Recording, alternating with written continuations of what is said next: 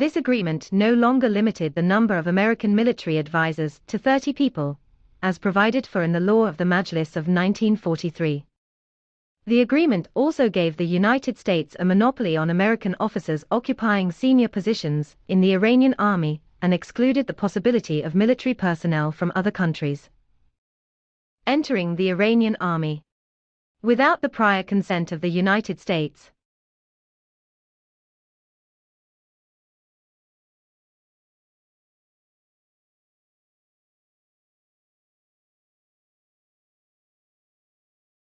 In the Iranian Gendarmerie, its actual head, the American General Schwarzkopf, continued to take full control. The agreement with the American advisors in the Gendarmerie was extended by the Kavam government for the next time. At the beginning of 1947, there were already 16 Gendarmerie regiments in Iran, numbering 23,000 people. As General Schwarzkopf stated on January 30, 1947, to a representative of the Tehran newspaper, Kihan, it was intended to organize 3 more new gendarmerie regiments and 1 reserve regiment. Of the 20 gendarmerie regiments, 3 should be in Iranian Azerbaijan.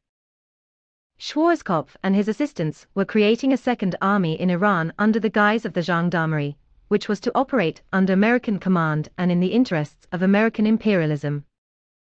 The activity of the U.S. military and gendarme missions in Iran was an undisguised violation of the independence and sovereignty of Iran.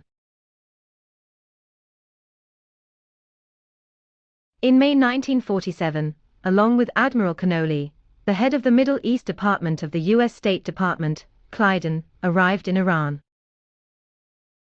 In Iran, he traveled to Fars and Kurdistan.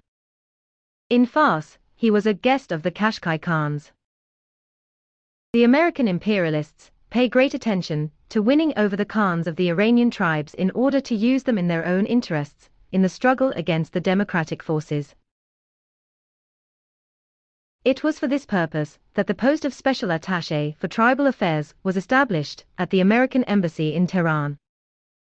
The Americans actively launched activities to involve Iran in the anti-Soviet bloc, trying to connect Iran with Turkey, which plays the role of the main U.S. servant in the Middle East. A special Greek-Turkish-Iranian bureau has been formed in the State Department.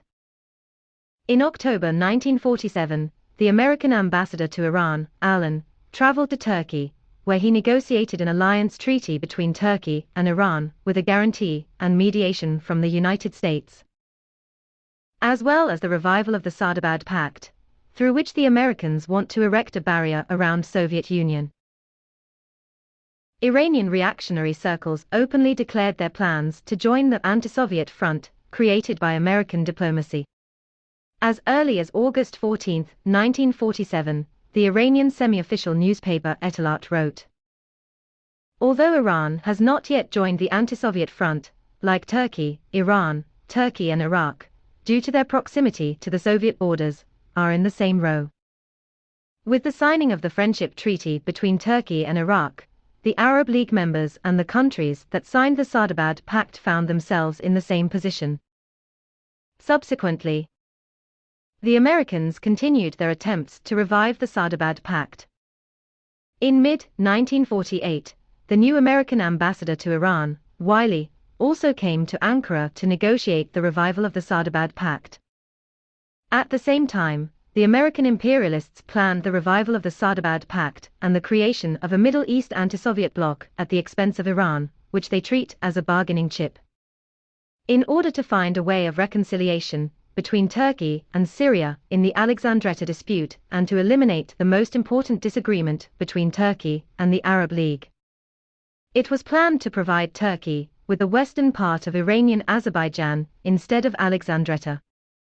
In this way, the American imperialists intend to satisfy the claims of Turkish pan-Turkism, which they seek to use as an instrument for the implementation of their plans of conquest.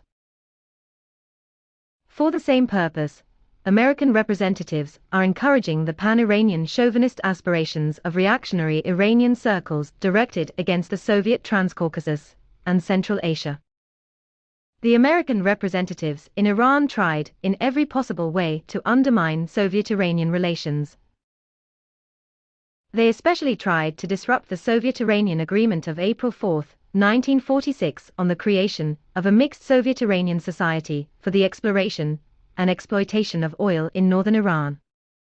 Preparing to disrupt this agreement, the Iranian reaction and its foreign patrons further intensified repressions against the Democrats, in particular against the Azerbaijanis. However, the Iranian reactionaries failed to suppress the spirit of the freedom-loving Azerbaijani people with any repressions.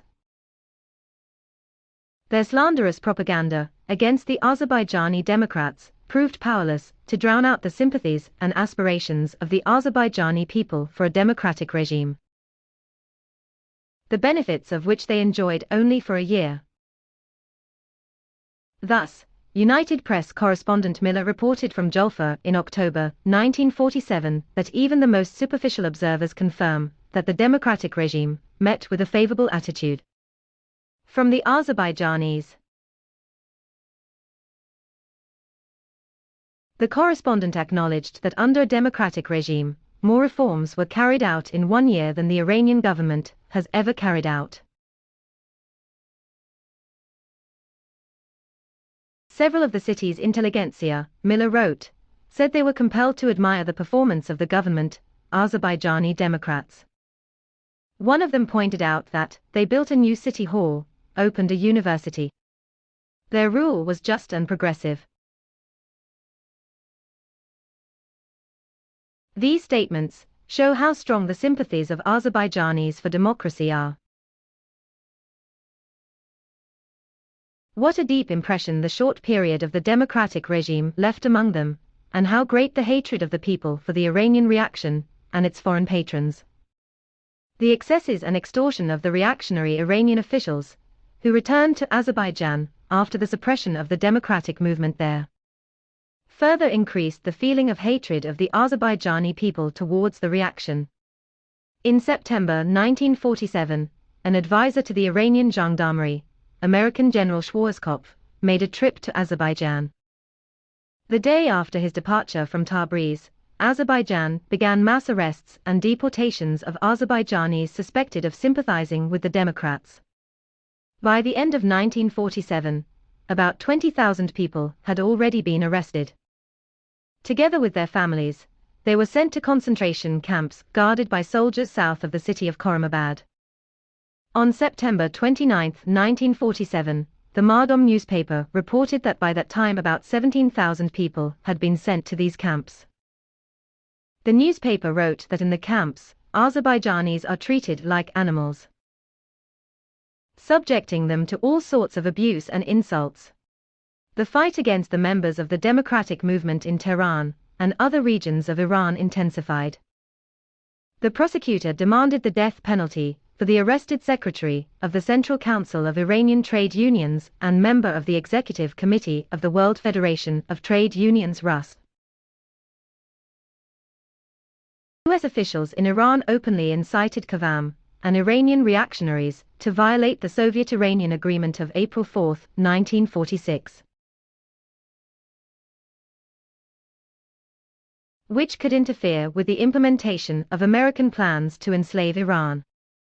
On September 11, 1947, the U.S. ambassador to Iran, Allen, in his speech at the Iranian-American Society for Cultural Relations in Tehran, provocatively assured the ruling circles of Iran that they would receive every support from the United States in this matter.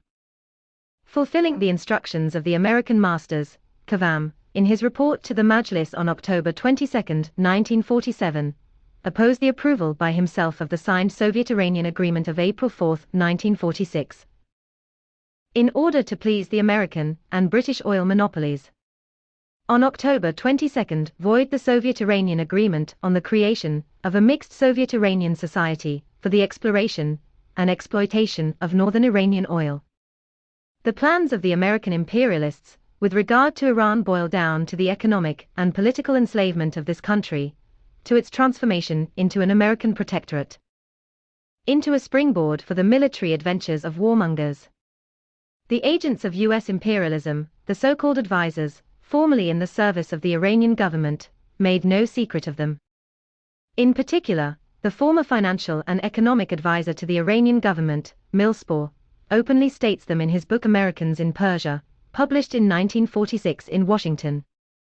Millspaugh writes in this book that Iran is only formally, theoretically and legally, an independent sovereign country, that the independence and sovereignty of Iran are not a reality, and that Persia has never proved its capacity for independent self-government.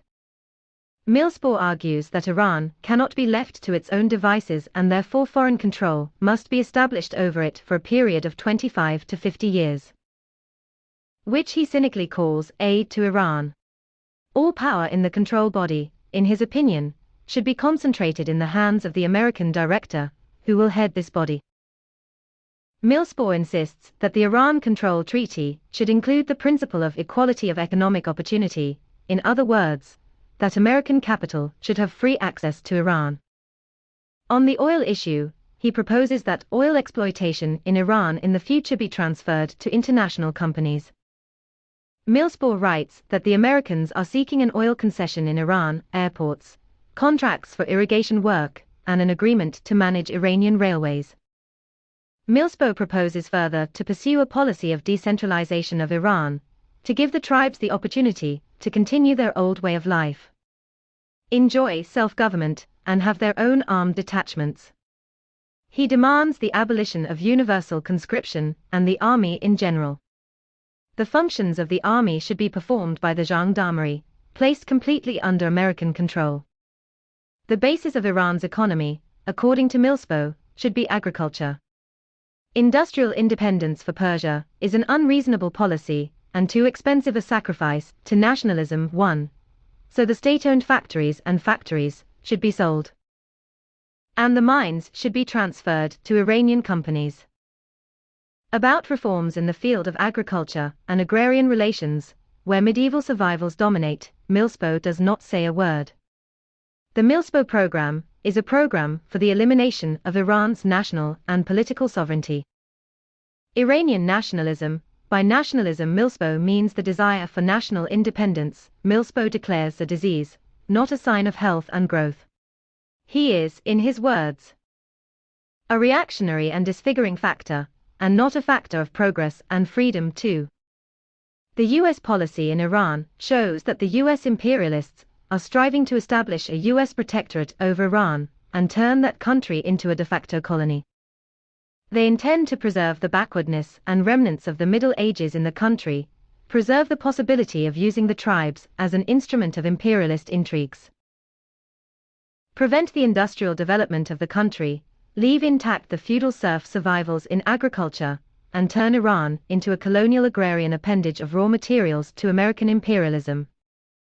In early 1946, after Qavam took over as premier, the British, who had previously played a major role in guiding the policies of Sadr and Hakimi, were pushed into the background by the Americans.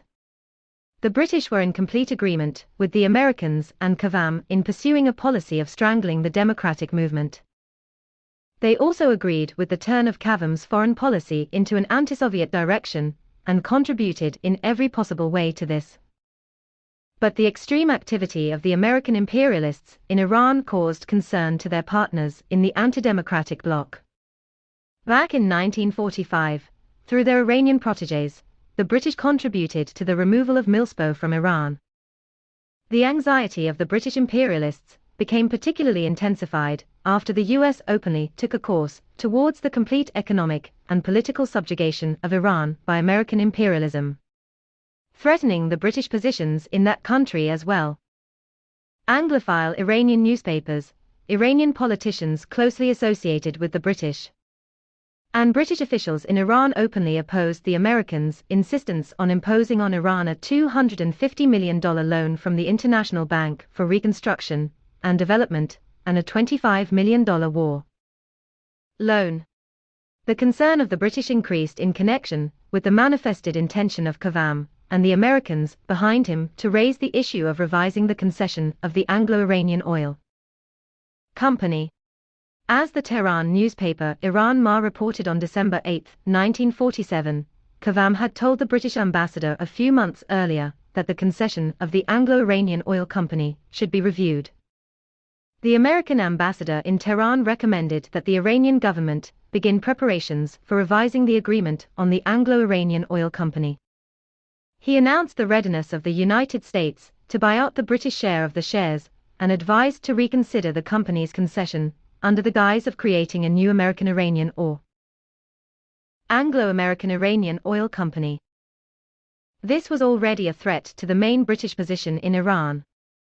The American oil monopolies were not satisfied with the agreement concluded in 1946 with the Anglo-Iranian Oil Company for the sale to them of 20% of the oil produced at the company's enterprises, and for the construction by the Americans of an oil pipeline from the Persian Gulf to the Mediterranean Sea. They sought to seize all the positions of their junior partner through the hands of the American agent Kavam. In the face of growing Anglo-American contradictions, the British imperialists sought to remove Kavam from the post of premier, who diligently pursued a policy pleasing to his American masters. British agents among Iranian politicians, deputies of the Mejlis, led the fight for the removal of Kavam. The rivalry between the British and the Americans in Iran was also reflected in the struggle that took place between the Shah's court and Kavam and his supporters, who were the main conductors of American policy in Iran.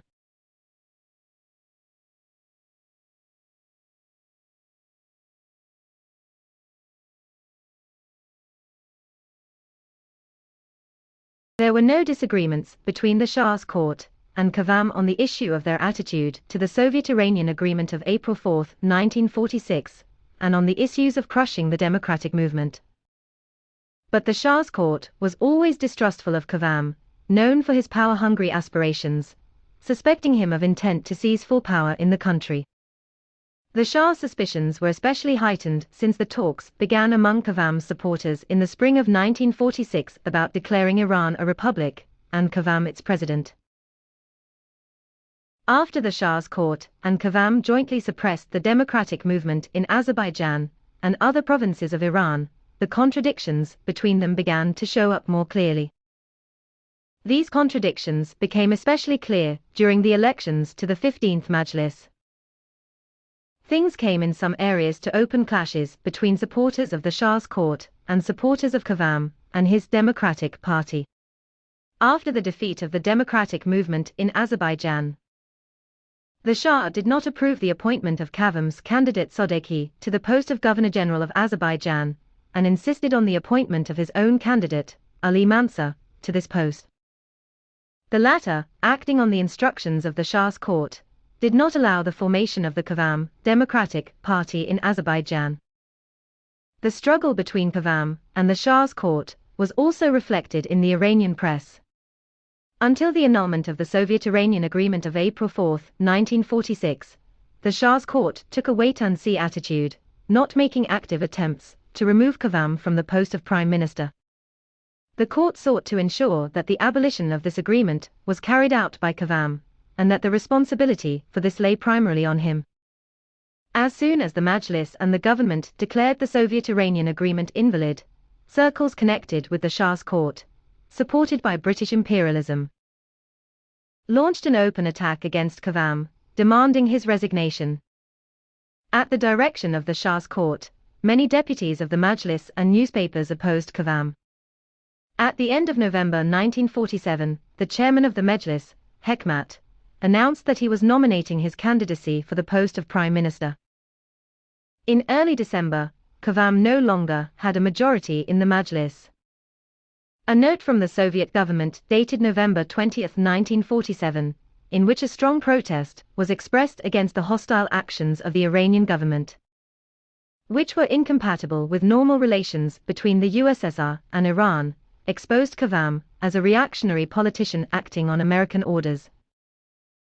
It finally undermined the positions of Kavam, who had previously speculated on the fact that he was the only Iranian prime minister in recent times who allegedly managed to establish normal relations with the Soviet Union.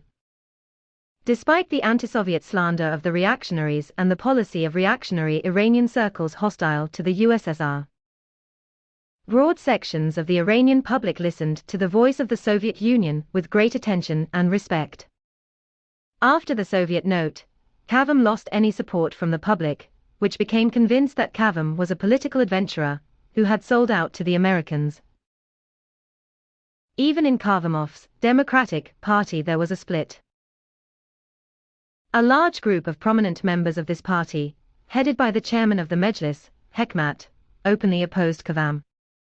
In this situation, on December 10, 1947, during a vote of confidence in the Majlis, Kazem did not receive a majority and was removed from the post of Prime Minister. Ibrahim Hakimi, known for his connections with the British, was appointed as the new Prime Minister, whom Kazem replaced in early 1946. During his tenure as Prime Minister in late 1945, Hakimi showed himself to be an ardent enemy of the democratic movement and an agent of foreign imperialists who used him to carry out an anti-Soviet policy. After the formation of his cabinet, Hakimi told the Majlis and the press that his government would continue to receive U.S. military assistance and that the U.S. military mission would continue to operate in the Iranian army. At the same time, he announced his intention to reduce the amount of the American military loan from $25 million to $10 million.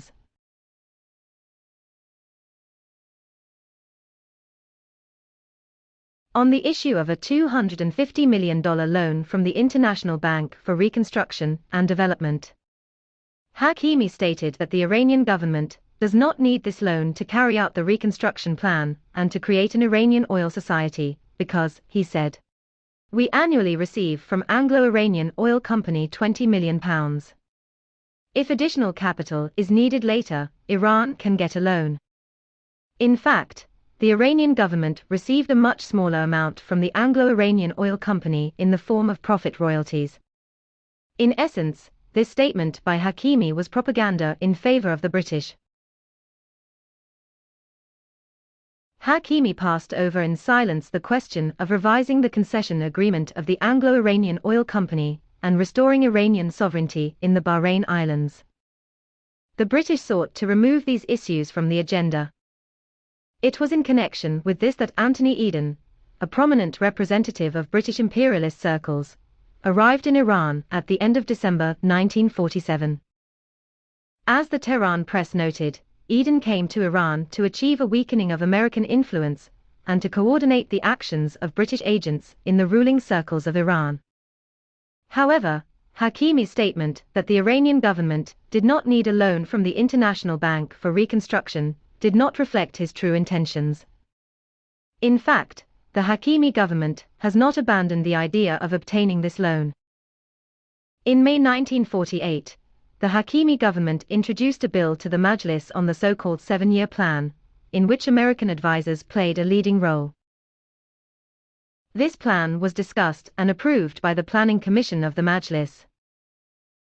The plan provided for a total expenditure over 7 years of 21 billion rials, $656 million, of which 5 billion rials for agriculture, 5 billion for the construction of ports and airfields, as well as railways and highways, 3 billion for industry and mines, 1 billion for organizing oil production through the creation of an Iranian oil society, 1 billion for the construction of water supply and electrification, 1.5 billion for housing construction, 1.5 billion for sanitary measures, 1 billion for the training of technical personnel.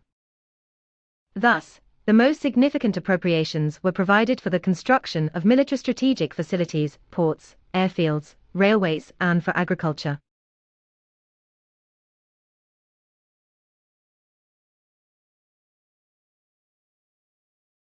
This clearly indicated that the plan drawn up under the leadership of the Americans did not meet the national interests of Iran, but the interests of American imperialist circles, who sought to turn Iran into an anti-Soviet military strategic base and preserve the backward, agrarian nature of its economy.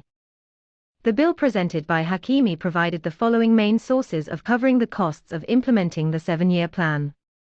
A loan from the Iranian National Bank in the amount of 4.5 billion rials. A loan of $250 million, about 8 billion rials, from the International Bank for Reconstruction and Development and revenues from the Anglo-Iranian Oil Company, about 7 billion rials, 1.050 million rials annually. The bill provided for the creation of a commission to oversee the implementation of the plan, which, with the approval of the government, could hire foreign specialists. This meant, of course, the invitation of new American advisors and observers. Subsequently, some adjustments were made to the draft 7-year plan, which, however, did not change its character as a whole. Pointing out the income from the Anglo-Iranian Oil Company as one of the most important sources of funding for the 7-year plan was actually very useful propaganda for the British in favor of the company, especially considering that there was a growing movement in the country to renegotiate the terms of the concession. The intention to create a commission with the participation of foreign experts to monitor the implementation of the 7-year plan indicated that the Hakimi government was also ready to help strengthen the control of foreign imperialists over the Iranian economy. The policy pursued by the Hakimi government on the question of the 7-year plan and the sources of its financing clearly looked like the result of a deal between Iranian reaction and the American and British imperialists.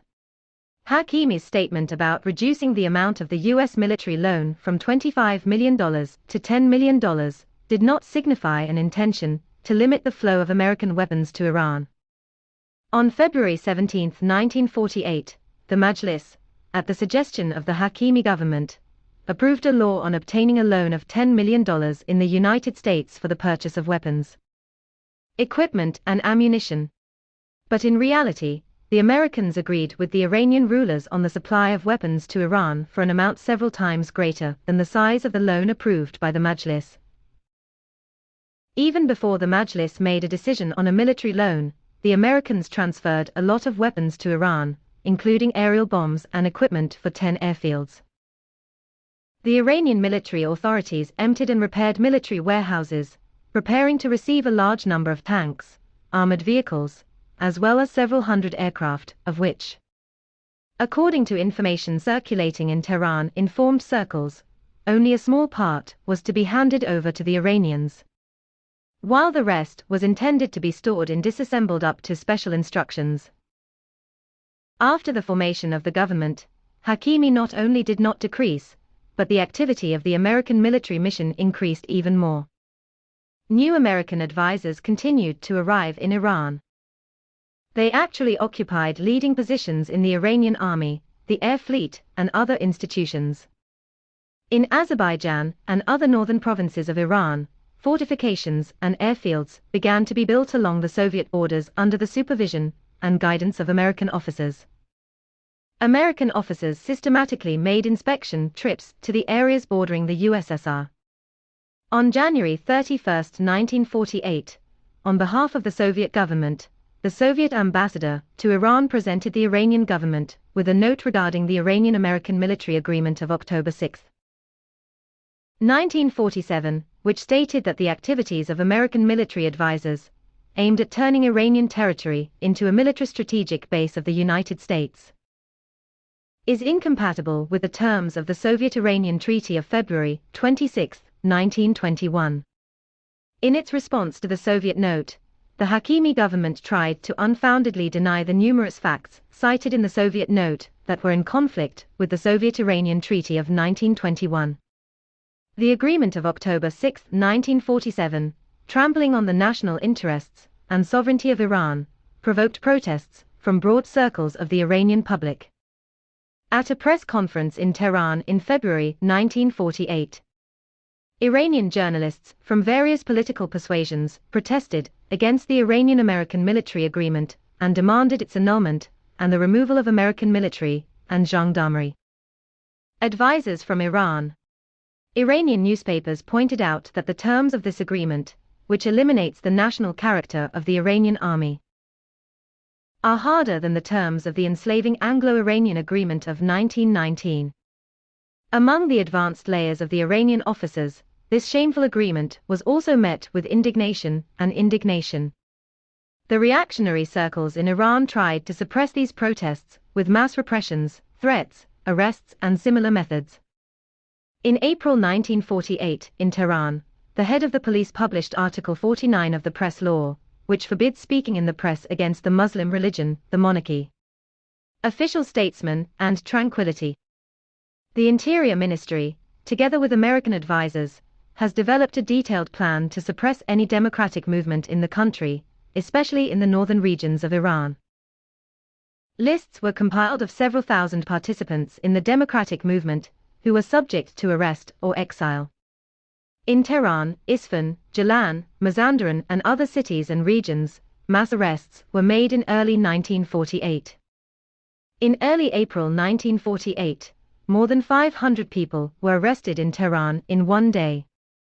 According to the Tehran press, in April 1,800 workers, members of the People's Party, and democratic trade unions, were fired from state factories and plants located in the northern provinces of Iran.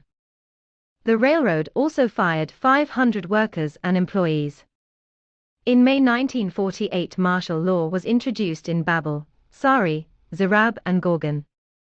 The authorities tried to cover up repressions against the People's Party and other democratic organizations with talk and instructions about the fight against criminal elements, against whom no fight was actually conducted. The result of Eden's trip to Iran and the formation of the Hakimi government was a noticeable revival in the activity of the Iranian reactionary clergy and other pro-British reactionary circles connected with the British imperialists. The reactionary mullahs launched a campaign to restore the obligatory wearing of the veil by women. In January 1948, reactionary clerics organized a rally in Tehran against Palestinian Jews, Hindus, and Sikhs.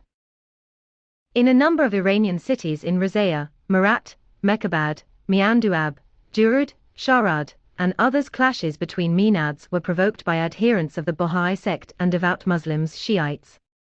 British agents, in order to weaken the democratic movement, also tried to split the People's Party and the trade unions.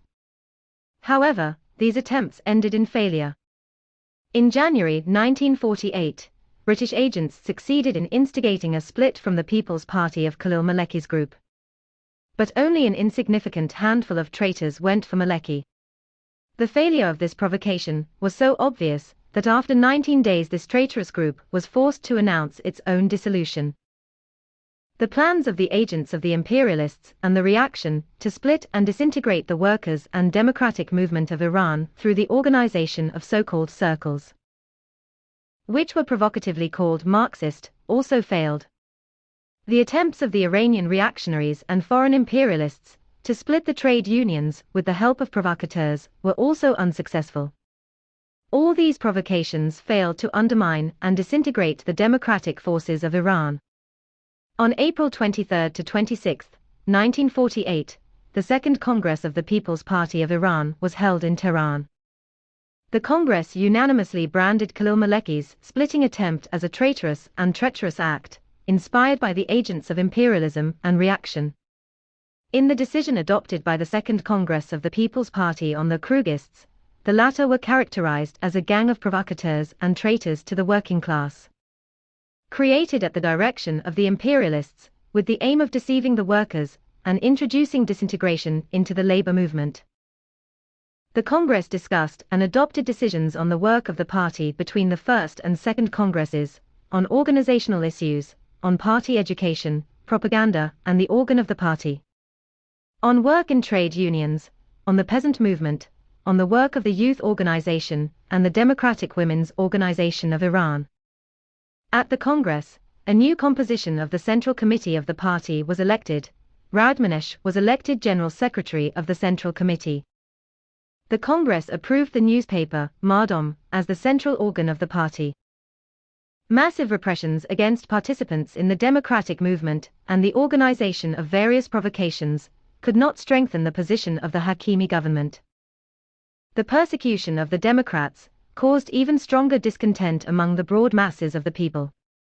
Religious and other provocations increased anxiety and a mood of uncertainty in the country. As a result of the rule of the American and British imperialists, the country's economy was undermined. In 1948, the price of bread rose sharply, in connection with which in Zanjan, Kazvin, Ardabil, Bushehr, Qom, as well as in a number of cities of Iranian Azerbaijan, Mazandaran and the Gorgan region. Popular demonstrations and unrest took place, ending in Qom and Qazvin with bloody clashes with the police. Large quantities of used clothes and other goods imported from the United States to Iran undermined the sale of products from Isfahan and other Iranian textile enterprises. The factory owners began to delay the payment of wages to workers and threatened to close factories and lay off all workers. Unemployment and poverty have skyrocketed in the country. Under the dictation of the American imperialists, who are striving to turn Iran into a market for their industrial goods, the Hakimi government has taken a course of curtailing Iranian industry. There were projects for the sale of many state-owned factories and factories. In this way, the Anglo-American imperialists and Iranian reactionaries intended to prevent the growth of the working class and its influence in the social and political life of the country. The government of Hakimi was not able to solve the problems facing the country in any way. It did not enjoy the support of the people. On the other hand, the United States was also dissatisfied with this government, as it, under pressure from the British, attempted to somewhat limit American expansion in Iran. The US imperialists sought to replace Hakimi with a more obedient US figure. All this led to the activation of the pro-American so-called Democratic Party, which was created in 1946 by Qavam and opposed Hakimi. Qavam himself returned to Tehran from Europe in May 1948, where he left after his resignation at the end of 1947. His supporters and American patrons prepared for the rehabilitation of Qavam in connection with the charge of bribery brought by the Hakimi government. On June 8, 1948, Hakimi was forced to resign. The American-connected Qazhir, a former finance minister in Qavam's cabinet, was appointed premier. Qazhir's government continued its reactionary internal policy of brutal persecution of the democratic movement. At the same time, it contributed in every possible way to the further strengthening of American influence in Iran. But such a policy could not lead the country out of the impasse into which the US-British imperialists and reactionary Iranian circles had led it. As a result of this, and also in connection with the Anglo-American rivalry, which also found expression in the struggle for influence in the highest spheres of the Iranian state apparatus, Qazhir was already replaced as prime minister by Saad in November 1948. During 1949, Syed had to repeatedly reorganize his cabinet. In April 1950, the government of Syed was replaced by the government of Mansur, which in June 1950 was forced to resign. After the resignation of Mansur, General Razmara, chief of the general staff of the Iranian army, was appointed prime minister of Iran. One of the most important features of the economic and political life of Iran in 1948, 1949, and 1950. There was a further expansion of US imperialism in Iran. It is an integral part of the aggressive foreign policy of the US ruling circles, which are trying to implement crazy plans for world domination. The colonial predatory policy of the American imperialists found expression in the so-called Aid to Backward Countries program proclaimed on January 20, 1949, by President Truman. This program provides for American investments in such areas of the globe as the countries of Africa, the countries of the Near and Middle East, India, and Pakistan. Truman's plan of assistance to backward countries sets as its goal the capture of new sales markets, sources of strategic raw materials and military strategic footholds. The ousting of British and other US competitors from the colonial, dependent and semi-dependent countries of Africa and Asia. Plundering these countries by establishing even more ferocious colonial oppression, as well as suppressing the growing anti-imperialist national liberation movement in the countries of Asia and Africa. In Iran, the American imperialists sought to destroy the Iranian economy and cause hunger and poverty in the country, weaken Iran economically and politically, put an end to its independence and sovereignty, and completely enslave this country, turning it into their colony and anti-Soviet foothold. In recent years, the US imperialists have been demagogically negotiating a $250 million loan to Iran through the Bank for Reconstruction and Development, and then through the US Export-Import Bank. During this time, representatives of the U.S. ruling circles, including Truman and Aitchison, repeatedly made statements about American economic assistance to Iran. Although Iran never received the loan, the U.S. imperialists made extensive use of the 3-year loan negotiations to enslave Iran. Speculating on promises of a loan, the Americans forced Iran to enter into an agreement with the American company Morrison-Knudsen Company, as well as 2 agreements with the Overseas Consultants Incorporated, a consortium associated with the oil company Standard Oil, to invite American economic advisors in connection with the development of a 7-year plan. According to an agreement signed in the autumn of 1949 between the Iranian Planning Organization, created to direct the work on the preparation and implementation of the 7-year plan, and this consortium, American advisors established control over manufacturing, mines and mines, road construction, radio and communications, railroads, agriculture, electrification, and irrigation, finance and monetary settlements, the purchase of equipment, and other important branches of the Iranian economy. In essence, the American imperialists were trying to restore the failed mission of Milspo in 1945, which, like these advisors, did Iran enormous harm. In September 1950, Makki, a member of the Iranian Majlis, who asked the government about the activities of American advisors harmful to Iran's national interests, stated that these advisors had already cost Iran more than $1,100,000 and 20 million rials. U.S. trade with Iran also had a pronounced colonial character, destructive for the Iranian economy, and in particular, for the Iranian national industry.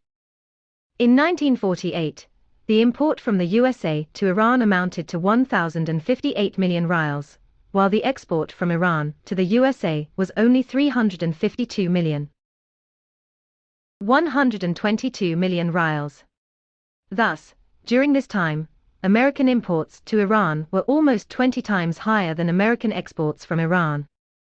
Subsequently, the situation did not change at all in favor of Iran. Under the demagogic talk of a loan to Iran, the American imperialists were actually pumping out the Iranian currency. It is very characteristic that the Americans filled Iran mainly with such goods as could be produced by Iranian industry and handicrafts. The Iranian market is littered with cotton fabrics, metalware, paper, glassware, and other American goods of very low quality, as well as old, second-hand clothes, low-grade haberdashery, chewing gum and the like, which are not sold in America and in the markets of other countries. The Iranian market is littered with these low-grade American goods, which are sold at dumping prices. The United States almost completely monopolized the import of cotton fabrics to Iran, which in 1949 tripled in comparison with previous years. If in 1947 Iran imported 4,900 tons of cotton fabrics worth about 400 million rials, U.S. share, 23%, and in 1948, 4,600 tons worth about 480 million rials, U.S. share, 27%. Then for the first 10 months of 1949, the import of fabrics amounted to 11,780 tons, in the amount of about 1,250 million rials. This amount of fabrics imported to Iran from January to October 1949, of which the United States accounted for 70%, was 3.5 times the country's annual need for imported fabrics. As a result, the Iranian economy was brought to full strength. Iranian factories and plants, as well as handicraft enterprises, were not able to withstand competition with American goods. Iran's industry, strangled by the American imperialists, was going through a severe crisis. The textile industry was in a particularly difficult position. Many large ones have already closed. Textile factories in Isfahan, Yezd-Bushi, Avaz, Shiraz, Tabriz, Qom, Mashhad. Many tanneries also closed, Cannery B, Bandar Abbas, and other factories. Many industrial enterprises are on the eve of the termination of work. According to the Tehran newspaper Setar, on March 11, 1950, about 40 representatives of Iranian private enterprises told the Minister of National Economy Iran and Nasser that if the government does not take restructuring measures to protect Iranian industry, then unfortunate factories in Iroda, they will close in the near future. Ruined Lee's also craft and handicraft industry. Many hundreds of handicraft enterprises and handicraft workshops have already been ruined, or are on the verge of ruin. In a circular of the Council of Ministers, Dubulsko in the newspaper, Eteldat, on February 8, 1950, it was said that in years 30,000 weavers do not have work and live life in general. June 1949, that the continuation of the current situation will naturally entail the closure of all handicraft enterprises and factories. The catastrophic reduction in Iranian exports, which was the result of the management of the American and British imperialists. So, the Tehran correspondent of the New York Times newspaper Ross reported in early 1950 that in the regions of Ardabil, Marat and Arazbaran, 50,000 peasants abandoned their land and went to the cities. In Iranian Azerbaijan, Khorasan and Sistan, which are known as the most fertile regions of Iran, hunger and poverty reigned. The commission of the Iranian government, headed by Minister without portfolio Ali Asghar Hekmat, which left in early 1950 from Tehran to Iranian Azerbaijan to survey the situation on the ground, said in her report to the government that over the past 100 years, Iranian Azerbaijan has never been in such a dangerous and difficult situation, and that if they are not accepted immediate measures to improve the economic situation and reducing unemployment, then with Azerbaijan it will be the same as that. And with the depopulated areas of the coast of the Persian Gulf, which are in a hopeless situation. The newspaper, Bakhta, wrote on August 9, 1949, that famine reigns throughout Iranian Azerbaijan, and in the provinces of Sistan and Khorasan, which always had stocks of their own grain. The population, like cattle, roams the fields in search of edible herbs. The dominance of the American-British imperialists led to an undermining Iranian financial system. The Iranian rial is depreciating, according to the statement of the director of the Iranian National Bank, published in the newspaper, et-la.at. On November 11, 1947, the dollar rose from 36 to 76 rials in the last year and a half alone. The process of depreciation of the Iranian currency continued in the future. The deficit of the state budget grew catastrophically. If in 1947-48 the deficit was 1,678 million rials, with income in the amount of 6,084 million rials, then in 1949-50, it increased to 3 to 130 million rials with revenues of 7,705 million rials. The glut of the Iranian market with American goods, a sharp decline in the purchasing power of the population, and a reduction in exports caused massive bankruptcies. Within just 1 month, in the spring of 1950, more than 200 bankruptcies were registered, with capital ranging from 20 million to 200 million rials. The disorganization of the Iranian economy caused by the dominance of the American imperialists was accompanied by an unprecedented increase in poverty and widespread famine.